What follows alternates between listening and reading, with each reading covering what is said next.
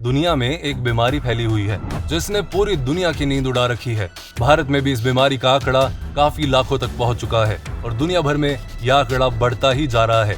क्या आप जानते हैं कि अभी तक इसका कोई इलाज नहीं है? और मान लीजिए अगर आपको ये बीमारी हुई तो आपको कितनी प्रॉब्लम फेस करनी पड़ेगी, ये बातें मैं बताऊंगा इस वीडियो में। और बीमारी का नाम आपको पता ही है, कोरोना वायरस, कोविड-19। सबसे पहले आपको सांस लेने में दिक्कत होगी, साथ ही आपके सीने में दर्द होगा, वो दर्द असहनीय होगा। आपके चखने और सूंघने की इंद्रियां काम करना बंद कर देंगी और आपकी सांसें ऐसे चल रही होंगी जैसे कि आप अभी अभी कई मंजिला इमारत पर चढ़कर आए हों। जब आपको ऐसे लक्षण दिखने शुरू हो जाएं, तब आप समझ जाएं कि वक्त आ गया है कि अब आप अपने स्थानीय हॉस्पिटल के इमरजेंसी वार्ड में शिफ्ट हो जाएं। आपका इलाज कैसे होगा, आपको वेंटिलेटर पर कब रखा जाएगा और कैसे आप पूरी तरह से ठीक होने के बाद भी कोरोना के एक भयानक केस के शिकार हो सकते हैं। ज्यादा जल्दी करने से पहले अपने डॉक्टर को कॉल करें या फिर हॉस्पिटल में जाकर डॉक्टर को अपनी हालत बताएं और उनसे सलाह लें। आपको ऐसा इसलिए कर लेना चाहिए क्योंकि हो सकता है आपके एरिया के हॉस्पिटल के इमरजेंसी वार्ड में ज्यादा लोगों के लिए बेड अवेलेबल ना हो और आपको दूसरे किसी हॉस्पिटल में जाने की जरूरत पड़ जाए। या फिर ये भी हो सकता है कि अपने लक्षणों को इतना गंभीर ना समझा जाए कि उसके लिए आपको हॉस्पिटल जाने की जरूरत हो। तो आपके लिए बेहतर यही होगा कि पहले फोन करके डॉक्टर से पूरी जानकारी ले लें। लेकिन एक बार भर्ती होने के बाद नर्स आपकी कोरोना की जांच करेगी। ज्यादातर मरीजों के ब्लड सैंपल लेने के बाद उनके ब्लड की कई तरह से जांच की जाती है। इसके बाद डॉक्टर आपके फेफड़ों की आवाज सुनेंगे और फिंगर मॉनिटर की मदद से ये देखेंगे कि आपके शरीर में ऑक्सीजन का स्तर कितना है। ये क्यों किया जाता है? क्योंकि अगर आपको कोविड-19 की गंभीर समस्या हो चुकी है और अगर ये बीमारी आपके शरीर के अंदर घर कर चुकी है तो आपको सांस लेने में दिक्कत होनी शुरू हो जाएगी, क्योंकि इस बीमारी की वजह से आपके शरीर के काफी महत्वपूर्ण अंगों को जानलेवा खतरा हो सकता है। इसलिए आपको 2 पतली नलियों के चलते ऑक्सीजन दी जाएगी। ये नलियां या तो सीधी या मास्क के जरिए आपके नाक तक जाती है। इसके बाद आपके सीने का एक्सरे या सिटी स्कैन किया जाएगा ताकि डॉक्टर्स को इसकी जानकारी मिल जाए कि आपके फेफड़ों के किन हिस्सों में जलन की समस्या हो रही है। सिटी स्कैन या कंप्यूटराइज्ड एक्सियल टोमोग्राफी एक ऐसी जांच होती है जिसमें कंप्यूटर और एक्सरे के जरिए बिना किसी दर्द के आपके शरीर की क्रॉस सेक्शनल छवि मिलती है।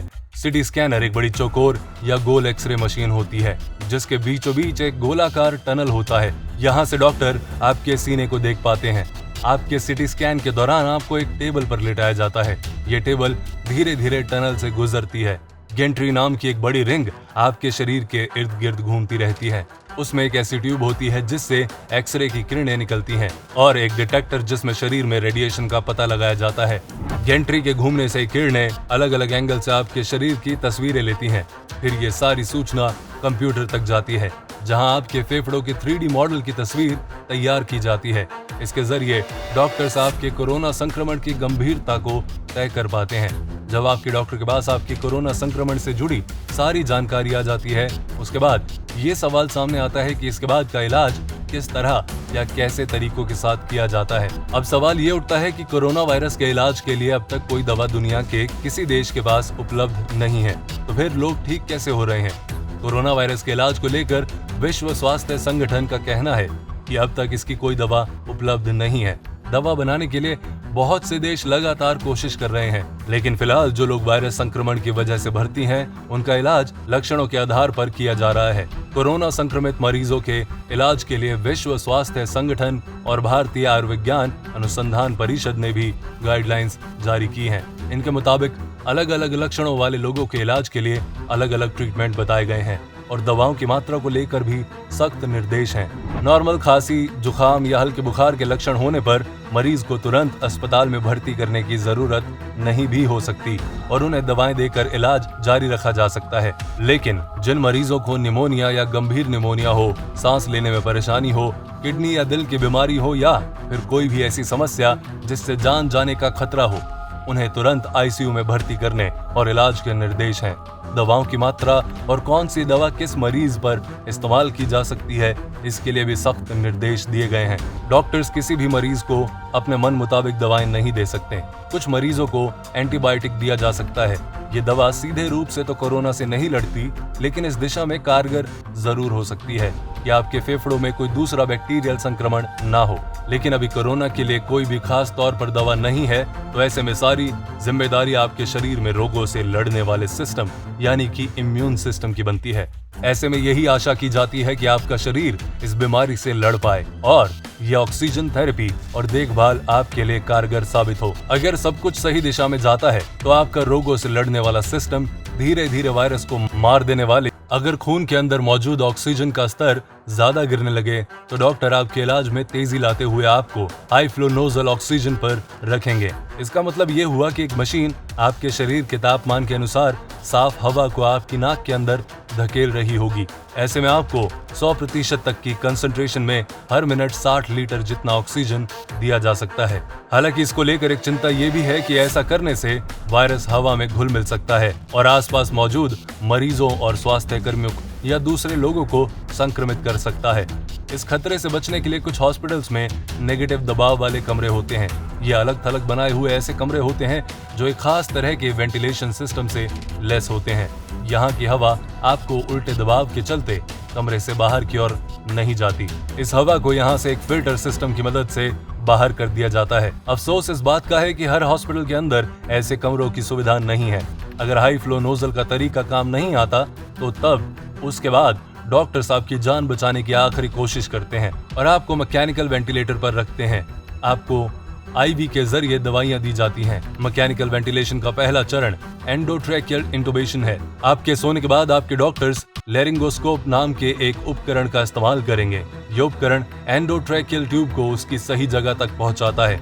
डॉक्टर आपके सर को पीछे की ओर झुकाएंगे और लैरिंगोस्कोप को आपके मुंह के जरिए आपके गले तक पहुंचाएंगे। साथ ही यहाँ इस बात का भी ख्याल रखा जाएगा कि यह आपके दांतों के संपर्क में ना जाए। इसके बाद आपके डॉक्टर धीरे धीरे आपके एप्लिगोस्टिक को उठाने का काम करेंगे। यह आपकी लैरिंक्स की रक्षा करने वाला हिस्सा होता है। एक बार जब ये ट्यूब अपनी सही जगह पर पहुंच जाती है, फिर डॉक्टर एक छोटे गुब्बारे जैसे आकार ट्यूब के इर्द गिर्द बना देंगे ताकि ये अपनी जगह से ना हिले। इसके बाद वो लैरिंगोस्कोप को हटाएंगे और ट्यूब को आपके मुंह के कोने में चिपका देंगे। आपके डॉक्टर ध्यान रखेंगे कि ये ट्यूब ठीक से काम करे और आपकी सांस की नली के निचले हिस्से में लगी हुई हो। ये करने के लिए आपके फेफड़ों को एक खास बैग की मदद से फुलाया जाता है और फेफड़ों से आने वाली आवाज को सुना जाएगा। अगर ट्यूब बहुत नीचे है तो दोनों फेफड़ों में समान आवाज सुनाई नहीं देगी। कुछ मामलों में ट्यूब की सही जगह तय करने के लिए इंटुबेशन के तुरंत बाद एक्सरे लिया जाता है।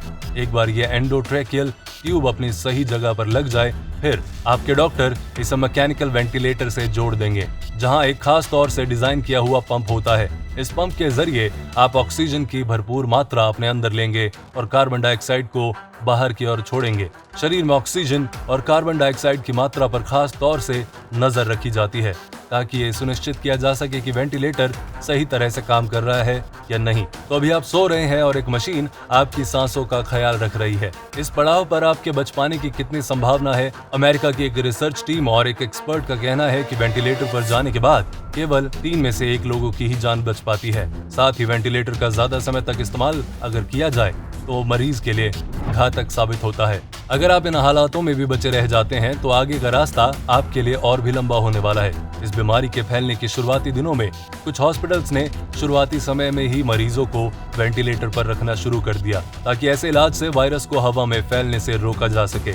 अब जब शोध के लिए कोरोना के कई मामले हमारे सामने हैं, तो एक्सपर्ट की भी अब कोशिश है कि वो अलग अलग सांस संबंधी परेशानियों के लिए अलग अलग निर्देश जारी कर सकें और बता पाए कि किन हालातों पर वेंटिलेटर का इस्तेमाल किया जाए। उनमें कुछ ऐसे निर्देश शामिल हैं जैसे मरीज को पेट के बल लिटा देना। कहा जा रहा है कि ऐसा करने से फेफड़ों तक पहुंचने वाले ऑक्सीजन की मात्रा को फैलाया जा सकेगा। अब सवाल उठता है कि क्या होता है कि कुछ लोगों के लिए ये बस एक छोटी सी बीमारी बनती है और कुछ लोग ठीक होने के बाद भी इससे अपनी जान गंवा रहे हैं। ऐसे मामलों के लिए कहा जा सकता है कि बड़ा नुकसान रोगों से लड़ने वाले सिस्टम के कमजोर होने के कारण होता है। अगर सीधे शब्दों में बताया जाए तो जब आपके शरीर के किसी सेल को बाहर के किसी वायरस से खतरा होता है तो वो सेल सबसे पहले खुद को खत्म कर लेता है ताकि वो बाकी सेल्स तक इस खतरे को पहुंचने से रोक पाए और आपके शरीर की रक्षा कर पाए। ऐसा इसलिए हो पाता है कि आपके इम्यून सिस्टम से सेल्स सिग्नल देने वाला एक प्रोटीन छोड़ता है जिसे सिटोकिन कहा जाता है। जब ये लगातार होता है तो इससे शरीर के टिश्यू को काफी नुकसान होता है। अगर सीधी भाषा में आपको समझाऊं तो कोविड होने के कारण सबसे ज्यादा नुकसान आपके फेफड़ों को होता है और अभी तक हुई मौतों में ये कारण सामान्य है। यह आपको होगा या नहीं यह आपकी जीन्स के ऊपर निर्भर करता है। और अभी सबसे बुरी बात पूरे मेडिकल टीम के लिए ये है कि अभी हमें इस बीमारी की पूरी जानकारी भी नहीं है। इसे समझने के लिए मेडिकल टीम को एक लंबा समय लगने वाला है। तब तक के लिए आप सभी से रिक्वेस्ट है कि घरों के अंदर रहें, बहुत जरूरी हो तभी बाहर जाएं, अपने दोस्तों से मिलना हो तो भी वीडियो कॉल पे मिल लें, खाना पीना अच्छा रखें, एक्सरसाइज करें, योगा करें, अपना ध्यान रखें। ऐसी और भी वीडियोस आपके लिए लेकर आता रहूंगा।